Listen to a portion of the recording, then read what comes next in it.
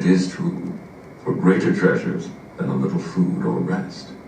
I required kindness and sympathy, but I did not believe myself utterly unworthy of it. The winter advanced, and an entire revolution of the seasons had taken place since I awoke into life. My attention at this time was solely directed towards my plan of introducing myself into the cottage of my protectors. I revolved many projects, but that on which I finally fixed was to enter the dwelling when the blind old man should be alone. I had sagacity enough to discover that the unnatural hideousness of my person was the chief object of horror with those who had formerly beheld me. My voice, although harsh, had nothing terrible in it.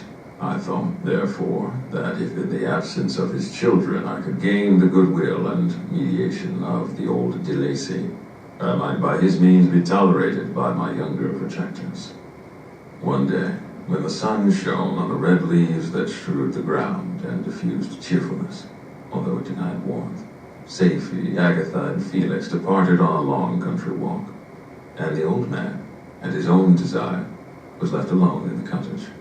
When his children had departed, he took up his guitar and played several mournful but sweet airs, more sweet and mournful than I had ever heard him play before.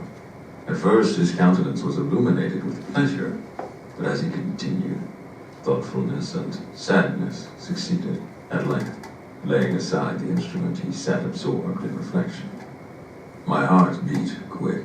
This was the hour and moment of trial, which would decide my hopes or realize my fears. The servants were gone to a neighboring fair. All was silent in and around the cottage. It was an excellent opportunity. Yet, when I proceeded to execute my plan, my limbs failed me, and I sank to the ground. Again, I rose, and exerting all the firmness of which I was master, removed the planks which I had placed before my hovel to conceal my retreat. The fresh air revived me, and with renewed determination I approached the door of their cottage. I knocked. "Who is there?" said the old man. "Come in." I entered. "Pardon this intrusion," said I. "I am a traveler, in want of a little rest. You would greatly oblige me if you would allow me to remain a few minutes before the fire." "Enter," said de Lacy, "and I will try in what manner I can to relieve your wants. But unfortunately my children are from home, and as I am blind, I am afraid I shall find it difficult to procure food for you." "Do not trouble yourself, my kind host. I have food. It is warmth and rest only that I need." I sat down, and a silence ensued. I knew that every minute was precious to me, yet I remained irresolute in what manner to commence the interview, when the old man addressed me. "By your language, stranger, I suppose you are my countryman. Are you French?" "No, but I was educated by a French family, and understand that language only. I am now going to claim the protection of some friends whom I sincerely love, and of whose favor I have some hopes." "Are they Germans?" "No, they are French. But let us change the subject. I am an unfortunate and deserted creature. I look around, and I have no relation or friend upon earth. These amiable people to whom I go have never seen me, and know little of me. I am full of fears, for if I fail there, I am an outcast in the world forever." "Do not despair. To be friendless is indeed to be unfortunate, but the hearts of men, when unprejudiced by any obvious self-interest, are full of brotherly love and charity. Rely therefore on your hopes, and if these friends are good and amiable, do not despair. They are kind. They are the most excellent creatures in the world, but unfortunately they are prejudiced against me. I have good dispositions. My life has been hitherto harmless and in some degree beneficial, but a fatal prejudice clouds their eyes, and where they ought to see a feeling and kind friend, they behold only a detestable monster. That is indeed unfortunate, but if you are really blameless, cannot you undeceive them?" "I am about to undertake that task, and it is on that account that I feel so many overwhelming terrors. I tenderly love these friends. I have, unknown to them, been for many months in the habits of daily kindness towards them. But they believe that I wish to injure them, and it is that prejudice which I wish to overcome. Where do these friends reside? Near this spot. The old man paused and then continued. If you will unreservedly confide to me the particulars of your tale, I perhaps may be of use in undeceiving them. I am blind and cannot judge of your countenance, but there is something in your words which persuades me that you are sincere. I am poor and an exile, but it will afford me true pleasure to be in any way serviceable to a human creature. Excellent man, I thank you and accept your generous offer. You raise me from the dust by this kindness, and I trust that by your aid I shall not be driven from the society and sympathy of your fellow creatures. Heaven forbid, even if you were really criminal, for that can only drive you to desperation and not instigate you to virtue.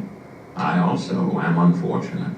I and my family have been condemned, although innocent. Judge, therefore, if I do not feel for your misfortunes.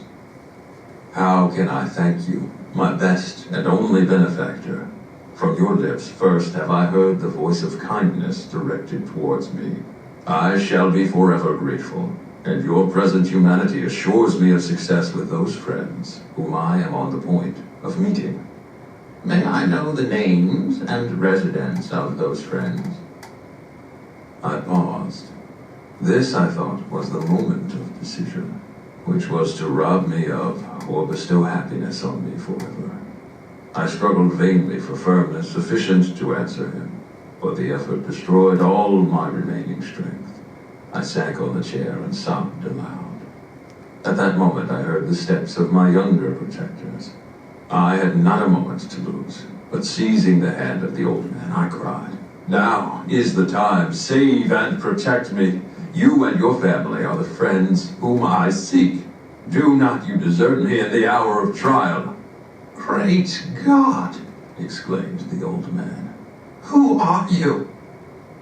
At that instant, the cottage door was opened, and Felix, Safie, and Agatha entered. Who can describe their horror and consternation on beholding me? Agatha fainted, and Safie, unable to attend to her friend, rushed out of the cottage. Felix darted forward, and with supernatural force tore me from his father, to whose knees I clung.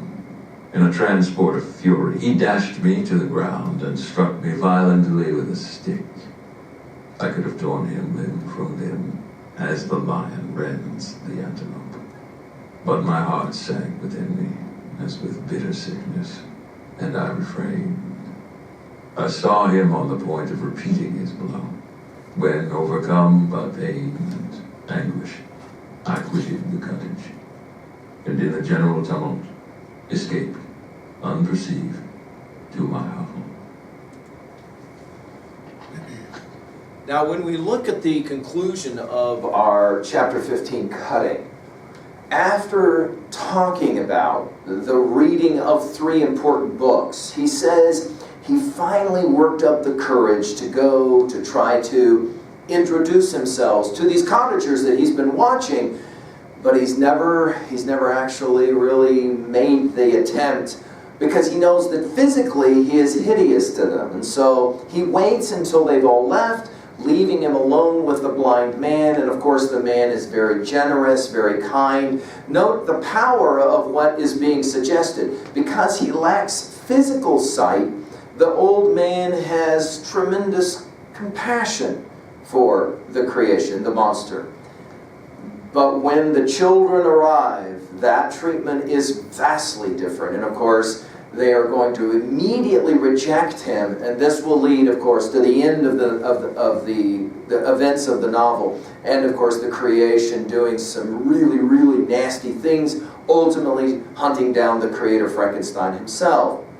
Notice the power of what Shelley is suggesting about prejudice. We will be working with these ideas starting on page 591. He asks roughly, who are you? And he says in paragraph 23, I am an unfortunate and deserted creature. I look around and I have no relation or friend upon earth. These amiable people to whom I go have never seen me and know little of me. I'm full of fears, for if I fail there, I am an outcast in the world forever. Notice the old man will speak of prejudice. Do not despair, he says. To be friendless is indeed to be unfortunate, but the hearts of men, when unprejudiced by any obvious self-interest, are full of brotherly love and charity. You can find virtually no single line that describes the romantic idealism, as we will sometimes use the term when we're talking about, for example, Ralph Waldo Emerson and the American Transcendentalists, than a line like this. In other words, humans are not inherently prejudiced or biased. They become so. And he says, rely therefore on your hopes, and if these friends are good and amiable, do not despair. Now, what's troubling, of course, about this passage is that we know that his children are in fact kind, compassionate people. And yet when they see him, simply because of how horrific he looks, they immediately will treat him poorly. Notice the creation, the monster, at the top of 592, he actually says it. They are kind. They're the most excellent creatures in the world. But, unfortunately, he says, they're prejudiced against me. In other words, he recognizes a fatal prejudice clouds their eyes, and where they ought to see a feeling and kind friend, they behold only a detestable monster. Now, of course, Shelley knew exactly what she was doing here, suggesting that we often make decisions about people simply by virtue of their appearance, and we fail to remember that behind the appearance is a human being deserving of love and gentleness, compassion. Notice the next question will be from the blind old man. Can't you change their mind? Undeceive them is the way he says it. And ultimately, the monster will beg for that kind of help from the blind old man. And it doesn't work out very well at all by the end. The first sight will bring horror and consternation on seeing him, and he's beaten away with a stick, which will then obviously lead to the challenges that are a part of the rest of the novel for the monster. That is to say, all kinds of challenges come once one has been rejected and is not shown love and compassion, which is what he says he deeply longs for. Let's jump now to chapter 17, and Victor Frankenstein will pick up with the narration.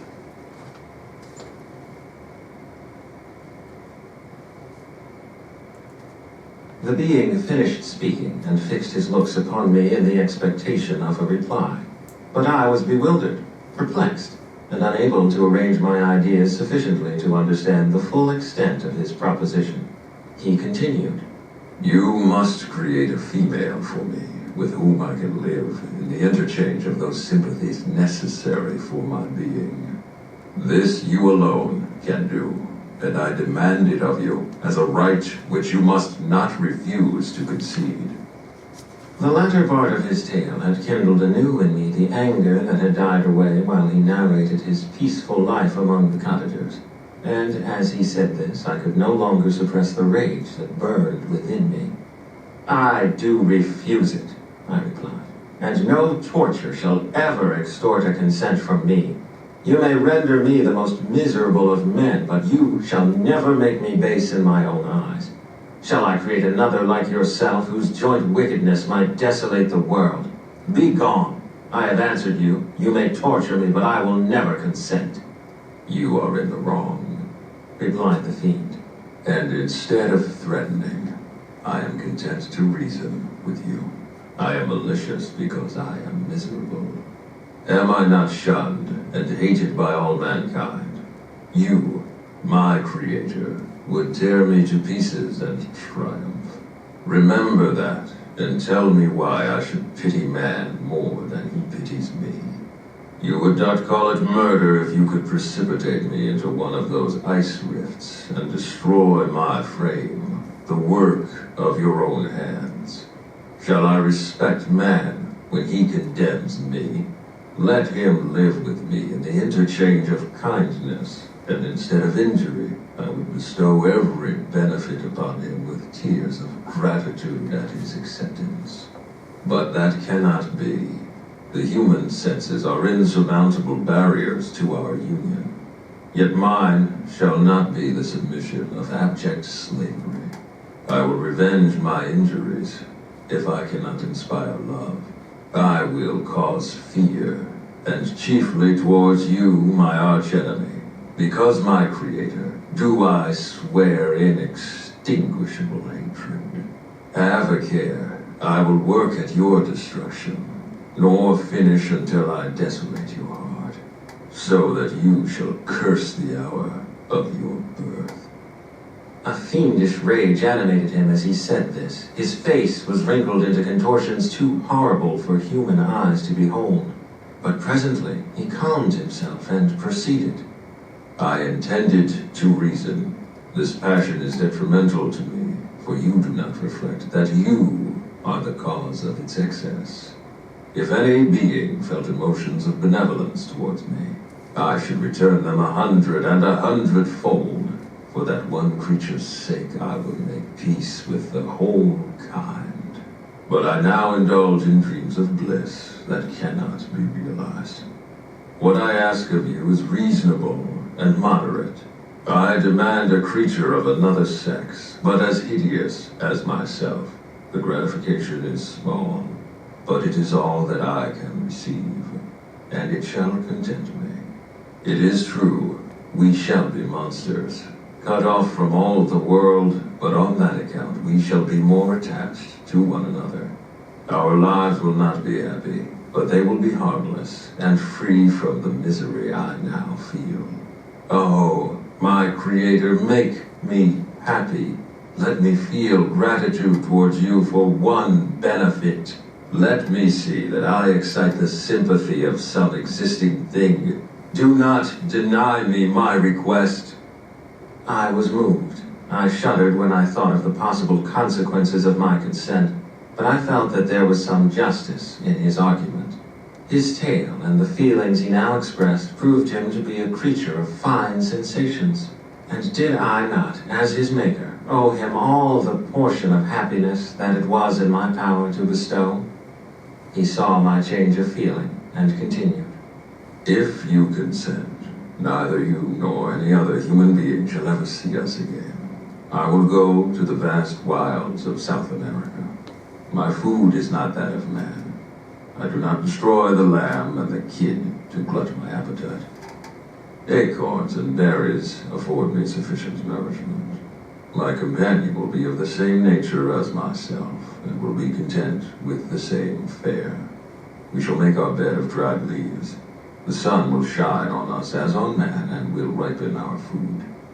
The picture I present to you is peaceful and human, and you must feel that you could deny it only in the wantonness of power and cruelty.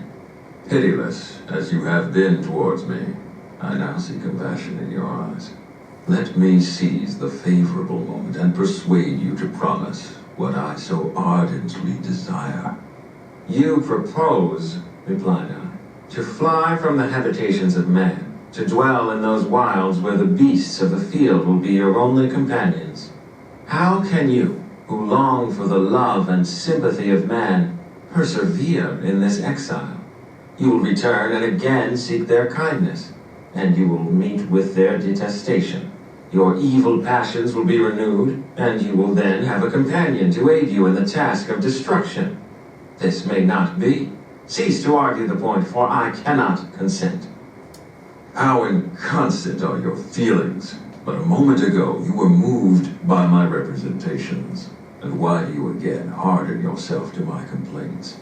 I swear to you, by the earth which I inhabit, and by you that made me, that with the companion you bestow I will quit the neighborhood of man, and dwell, as it may chance, in the most savage of places. My evil passions will have fled, for I shall meet with sympathy. My life will flow quietly away, and in my dying moments, I shall not curse my Maker. His words had a strange effect upon me. I compassionated him and sometimes felt a wish to console him, but when I looked upon him, when I saw the filthy mass that moved and talked, my heart sickened, and my feelings were altered to those of horror and hatred. I tried to stifle these sensations. I thought that as I could not sympathize with him, I had no right to withhold from him the small portion of happiness which was yet in my power to bestow. "You swear," I said, "to be harmless, but have you not already shown a degree of malice that should reasonably make me distrust you? May not even this be a feint that will increase your triumph by affording a wider scope for your revenge?" How is this? I must not be trifled with, and I demand an answer. If I have no ties and no affections, hatred and vice must be my portion. The love of another will destroy the cause of my crimes, and I shall become a thing of whose existence everyone will be ignorant. My vices are the children of a forced solitude that I abhor, and my virtues will necessarily arise when I live in communion with an equal. I shall feel the affections of a sensitive being, and become linked to the chain of existence and events from which I am now excluded. I paused some time to reflect on all he had related and the various arguments which he had employed. I thought of the promise of virtues which he had displayed on the opening of his existence, and the subsequent blight of all kindly feeling by the loathing and scorn which his protectors had manifested towards him. His power and threats were not omitted in my calculations. A creature who could exist in the ice caves of the glaciers and hide himself from pursuit among the ridges of inaccessible precipices was a being possessing faculties it would be vain to cope with. After a long